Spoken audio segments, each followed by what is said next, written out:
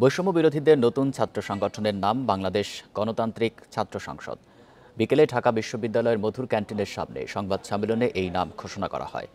সংগঠনের আহ্বায়ক হিসেবে আবু বাকের মজুমদার এবং সদস্য সচিব হিসেবে জাহিদ হাসানের নাম ঘোষণা করার পর প্রতিক্রিয়া দেখা দেয়। পদ না পেয়ে সেখানে বিক্ষোভ শুরু করেন ছাত্রদের একাংশ।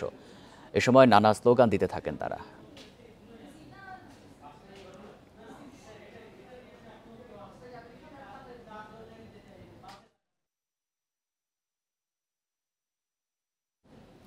এ নিয়ে আরও জানাতে মধুর ক্যান্টিন থেকে যোগ দিচ্ছেন সহকর্মী নুরে আলম পিন্টু। নুরে আলম, এই যে নতুন ছাত্র সংগঠনের নাম ঘোষণা করা হয়েছে গণতান্ত্রিক ছাত্র সংসদ, এতে কতজনের কমিটি ঘোষণা করা হয়েছে?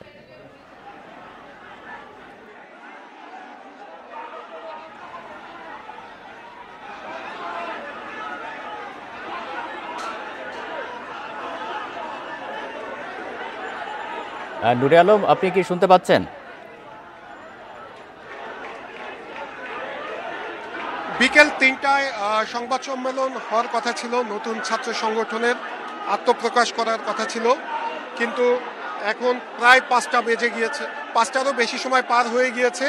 এখন পর্যন্ত সংবাদ সম্মেলনটি করা সম্ভব হয়নি। আমরা দেখছি যে বৈষম্য বিরোধী ছাত্র আন্দোলনের সাবেক সমন্বয়কদের উদ্যোগেই এই নতুন ছাত্র সংগঠনে আত্মপ্রকাশ করার কথা ছিল, কিন্তু ছাত্রদের আরেকটি পক্ষ এসে এখানে বিক্ষোভ করতে থাকে যে তাদেরকে পদ দেওয়া হয়নি, সেই কারণে তারা বিক্ষোভ করতে থাকে।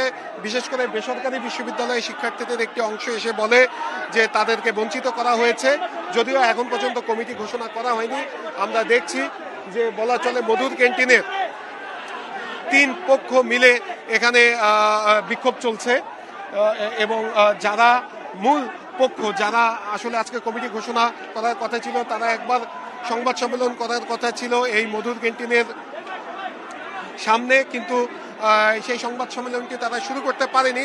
আমরা দেখছি যে মধুর ক্যান্টিনের ভেতরের দিকে এই শিক্ষার্থীদের একটি অংশ যাচ্ছে। আমরা একটু চেষ্টা করব সেখানে যাওয়ার। আসলে খুবই বিশৃঙ্খল অবস্থা। এই আমরা ছিলাম মধুর ক্যান্টিনে, সেখান থেকে জানাচ্ছেন সহকর্মী নুরে আলম পিন্টু।